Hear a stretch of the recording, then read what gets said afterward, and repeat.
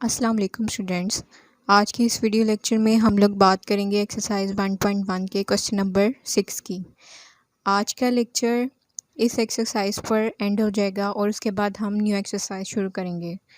तो इसका जो लास्ट लेक्चर है यानी कि क्वेश्चन नंबर 6, उसकी स्टेटमेंट हमें क्या दी गई है, simplify by justifying each step. यानी कि हम इस क्वेश्चन को सॉल्व करेंगे। वैसे तो क्वेश्चन सॉल्व करना बहुत ज़्यादा सिंपल है अगर हम इसको स्टेप्स में जस्टिफाई ना करें, लेकिन उन्होंने बोला है कि जस्टिफाई करना है, तो वो कैसे करना है। जो प्रॉपर्टीज़ हमने रियल नंबर्स की पढ़ी है उनको यूज़ करते हुए हमने इस क्वेश्चन को जस्टिफाई करना है। वो हम कैसे करेंगे? सबसे पहले हम इसमें से 1/4 कॉमन ले लेंगे। 1/4 कॉमन ले लिया तो यहाँ क्या बचा हमारे पास, 4 प्लस 16x। अब यहाँ देखें 1/4 अंदर वाली वैल्यू से मल्टीप्लाई हो रहा है ना, तो यहाँ पर कौन सी प्रॉपर्टी यूज़ हुई है? Multiplicative property.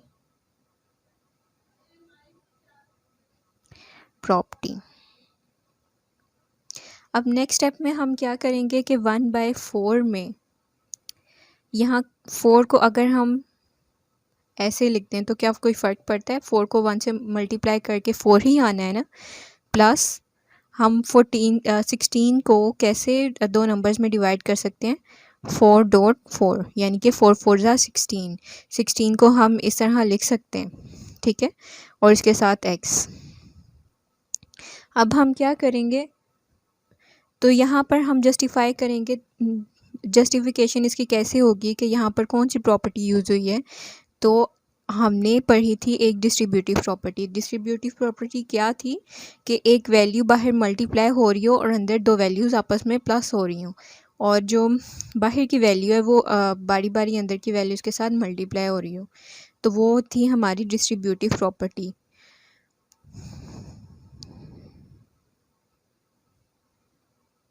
Distributive property.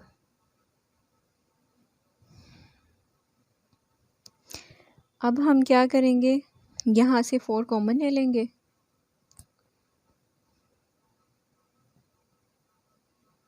तो यहाँ हमारे पास अंदर क्या बचा? 1 + 4x। ठीक, अब 4 को 4 से काट देंगे तो यहाँ हमारे पास बचेगा 1 + 4x। और यहाँ पर हमारी कौन सी प्रॉपर्टी यूज़ हुई? Cancellation property.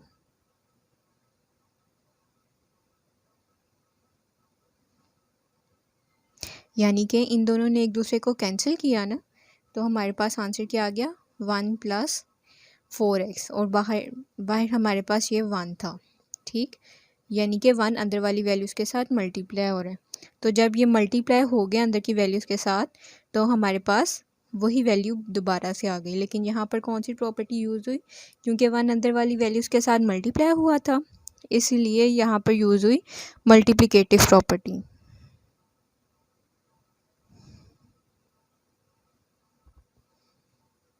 नेक्स्ट है हमारा पार्ट 2, 1/4 + 1/5 ओवर 1/4 - 1/5। अब देखें हम इस क्वेश्चन को, तो ये जब हम क्वेश्चन सिंपल करते हैं, सिंपली अपने मेथड्स में करते हैं, सिंपल मैथ्स में करते हैं, तो ये क्वेश्चन सॉल्व करना कितना आसान है कि 1/4 और 4 और 5 का एलसीएम लिया तो हमारे पास आ गया 20, और फिर इसको एलसीएम करके हमने सॉल्व कर लिया। लेकिन ये क्वेश्चन क्योंकि जस्टिफिकेशन से होना है, प्रॉपर्टीज़ यूज़ करते हुए होना है, तो हमने बाकायदा हर प्रॉपर्टी को यूटिलाइज़ करना है और बताना है कि कहाँ कौन सी प्रॉपर्टी यूज़ हो रही है। अब यहाँ पर हमारे पास 4 है और यहाँ पर हमारे पास 5 है। ये दोनों एक दूसरे के, ये दोनों तो अगर हम इन दोनों के साथ कोई ऐसी वैल्यूज़ मल्टीप्लाई करवा दें कि हमारे पास ये क्वेश्चन मज़ीद सॉल्व हो, तो हम इसको कैसे सॉल्व करवाएंगे?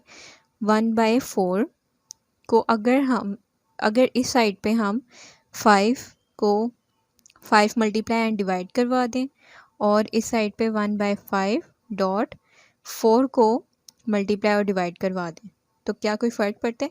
क्योंकि हमने नीचे वाली वैल्यूज़ को इक्वल करना है, इक्वल करने के लिए हमारे पास क्या रूल था कि हम नीचे दोनों वैल्यूज़ को ऐसे नंबर्स के साथ मल्टीप्लाई और डिवाइड करवा दें कि नीचे वाली दोनों वैल्यूज़ सेम आ जाएं।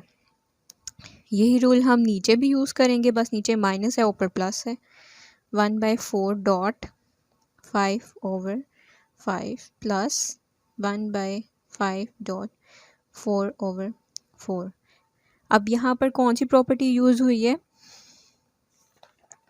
पेज नंबर 10 पर जो हमें प्रॉपर्टीज़ दी गई हैं उसमें से ये प्रॉपर्टी यूज़ हुई है, गोल्डन रूल ऑफ फ्रैक्शन।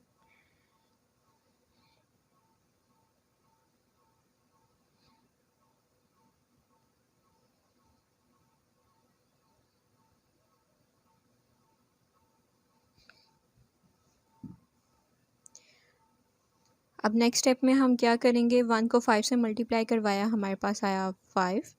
4 को 5 से मल्टीप्लाई करवाया, हमारे पास आया 20 प्लस 4 को 1 से मल्टीप्लाई करवाया, हमारे पास आया 4 एंड 5 को 4 से मल्टीप्लाई करवाया तो आया 20 और सेम नीचे यही आ जाएगा 5/20 माइनस 4/20।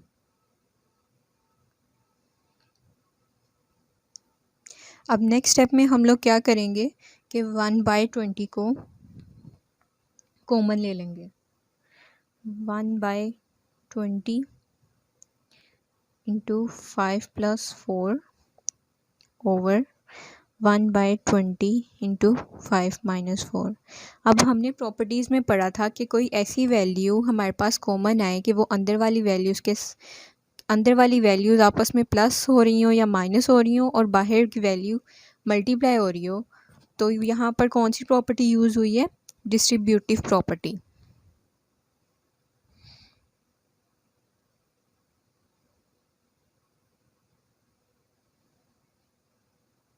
यानी कि ये एक जो स्टेप है एक तरह से डिस्ट्रीब्यूट हो गया मल्टीप्लिकेशन और एडिशन में, ठीक है। अब क्या होगा, ये दोनों सेम है तो आपस में कट जाएंगे, यानी कि यहाँ पर कौन सी प्रॉपर्टी यूज़ हुई? Cancellation property. पहले हम इनको प्लस कर ऐसे लिख देंगे 5 + 4 और 5 - 4। इनकी कटिंग होने से हमारे पास ये आया ना, तो हम कैंसिलेशन प्रॉपर्टी यहाँ मेंशन करेंगे।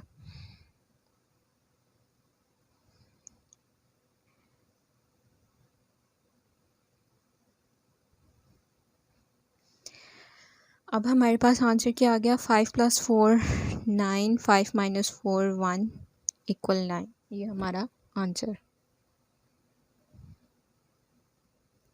अब जो नेक्स्ट हमारा पार्ट 3 है वो सेम टू सेम पार्ट 2 जैसा ही है। पार्ट 2 में हम लोगों ने यूज़ किए थे डिजिट्स, हमें क्वेश्चन मिला था डिजिट्स में, और जो क्वेश्चन नंबर 3 है उसमें हमें क्वेश्चन मिला है अल्फ़ाबेट्स में। मेथड सारा सेम टू सेम है, आप देखेंगे तो आपको जल्दी समझ आ जाएगी।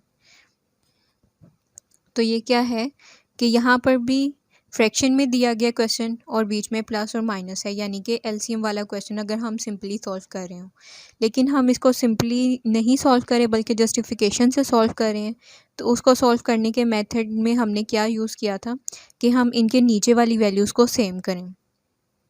वो कैसे सेम करेंगे कि हम b को किसी ऐसी वैल्यू से मल्टीप्लाई करवाएंगे और d को किसी ऐसी वैल्यू से मल्टीप्लाई करवाएंगे कि नीचे वाली दोनों वैल्यूज़ हमारे पास सेम आ जाएं। तो उसके लिए हम क्या करेंगे, a ओवर b को मल्टीप्लाई करवा देंगे हम लोग d ओवर d से, ठीक है, प्लस c ओवर d को हम लोग मल्टीप्लाई करवा देंगे b ओवर b से, ठीक। नीचे भी हम लोग सेम यही स्टेप करेंगे क्योंकि वैल्यूज़ तो सेम ही हैं हमारे पास, सिर्फ इनके साइंस डिफरेंट हैं। d/d से माइनस c ओवर d को मल्टीप्लाई करवाया हमने b ओवर b से, ठीक। अब जहाँ पर हम किसी सेम वैल्यू को मल्टीप्लाई और डिवाइड करवाते हैं तो वहाँ हमारे पास कौन सा रूल यूज़ होता है? Golden rule of fraction.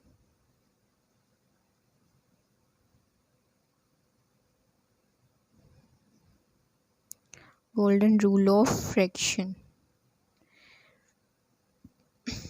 अब हम क्या करेंगे, ए को डी से मल्टीप्लाई किया और बी को डी से मल्टीप्लाई किया प्लस सी को बी से मल्टीप्लाई किया ओवर डी को बी से मल्टीप्लाई किया over A D over B D minus C D over D B. अब हम क्या करेंगे कि इनको अरेंज करके लिख देंगे, जैसे बी पहले आता है डी बाद में आता है, इधर भी हम लोग अरेंज कर लेंगे। A D over B D plus C D over B D, ताकि ये नीचे वाली दोनों वैल्यूज़ हमें सेम सेम नज़र आए। A D over B D minus C D over D B. अब हमने प्रॉपर्टीज़ में पढ़ा था कि अगर दो वैल्यूज़ मल्टीप्लाई हो रही हों, जैसे 2 मल्टीप्लाई 3 हो रहा हो या 3 मल्टीप्लाई 2 हो रहा हो, उससे कोई फ़र्क तो नहीं ना पड़ता, लेकिन हमारे पास आंसर तो सेम यही आता है ना। तो यहाँ पर कौन सी प्रॉपर्टी यूज़ हुई थी, कॉम्यूटेटिव प्रॉपर्टी।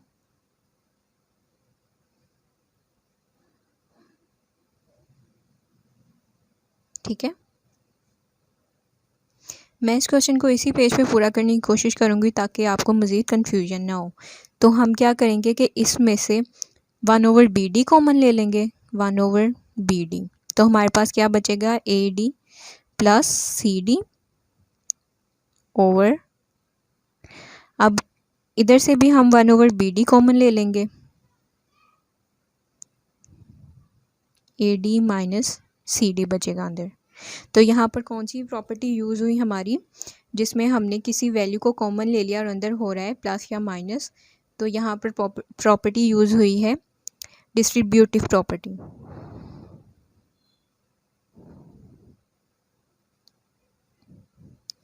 अब ये देखें 1 ओवर बी डी से कैंसिल हो गया, तो हम नेक्स्ट स्टेप में हम क्या इसको नाम देंगे प्रॉपर्टी का, कैंसिलेशन प्रॉपर्टी। हमारे पास क्या बचा था,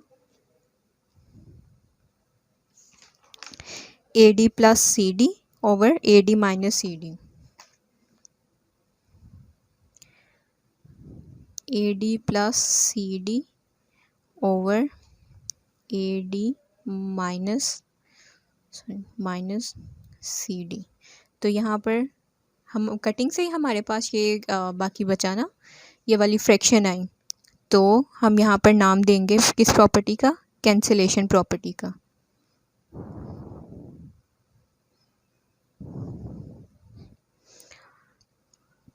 बस ये हमारे पास आंसर आ गया,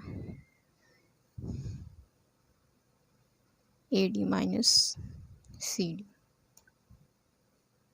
अब हमारे पास है पार्ट नंबर 4 क्वेश्चन नंबर 6 का, और इस क्वेश्चन को अगर हम देखें तो ये भी तो एक तरह से एलसीएम, एक तरह से नहीं बल्कि एलसीएम वाला ही क्वेश्चन है।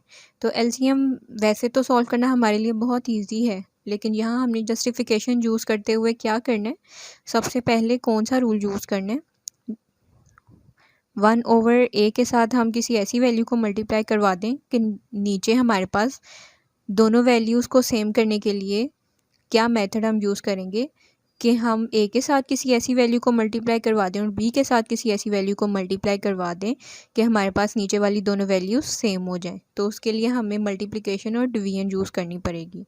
1 ओवर ए डॉट, हम अगर इधर बी ओवर बी लिख दें तो कोई फ़र्क नहीं पड़ता, minus 1 over B dot A over A, ठीक है, ओवर।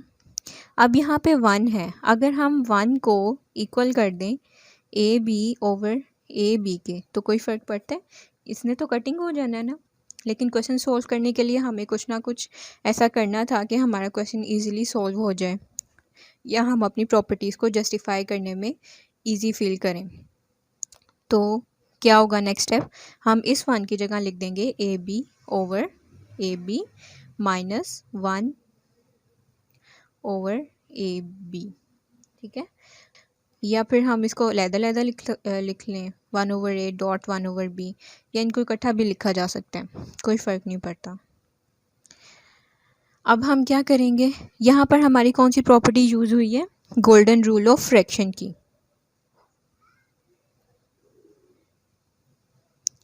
इस प्रॉपर्टी को हम इतना तो पढ़ चुके हैं कि आपको बहुत आसानी होगी ये फाइंड करने में कि ये कौन सी प्रॉपर्टीज़ यूज़ हो रही हैं।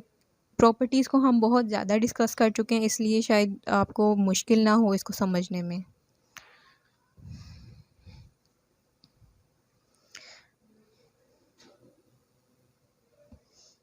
अब हम क्या करेंगे कि इनको मल्टीप्लाई करवा देंगे। 1 को b से मल्टीप्लाई करवाया b ओवर ए बी आ जाएगा, माइनस 1 को a से मल्टीप्लाई करवाया a, b को a से मल्टीप्लाई करवाया ए बी ए आना था, मैंने सीधा ए बी लिख दिया।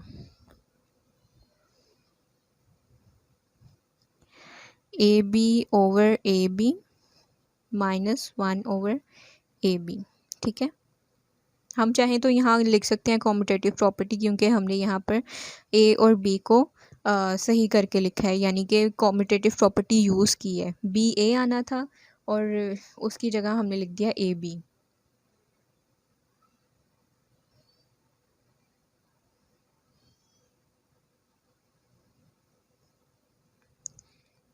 अब क्या होगा, इन दोनों स्टेप्स में से हम लोग 1 ओवर ए बी को कॉमन ले सकते हैं। 1 ओवर ए बी को कॉमन लिया, यहाँ बचा b minus A over 1 over A B को कॉमन लिया, हमारे पास यहाँ बचा 1 ओवर ए बी को कॉमन लिया, हमारे पास बचा b माइनस 1।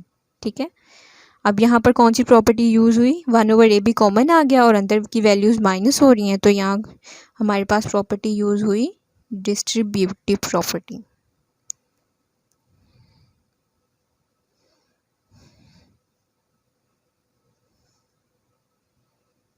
ठीक, अब ये दोनों एक दूसरे से कैंसिल हो रहे हैं, कैंसिल होके हमारे पास क्या आ रहा है, b minus A over b minus 1। तो यहाँ पर ये स्टेप हमारे पास कैसे आया, इन दो वैल्यूज़ को कैंसिल करने से। तो यहाँ पर कौन सी प्रॉपर्टी यूज़ हुई, कैंसिलेशन प्रॉपर्टी।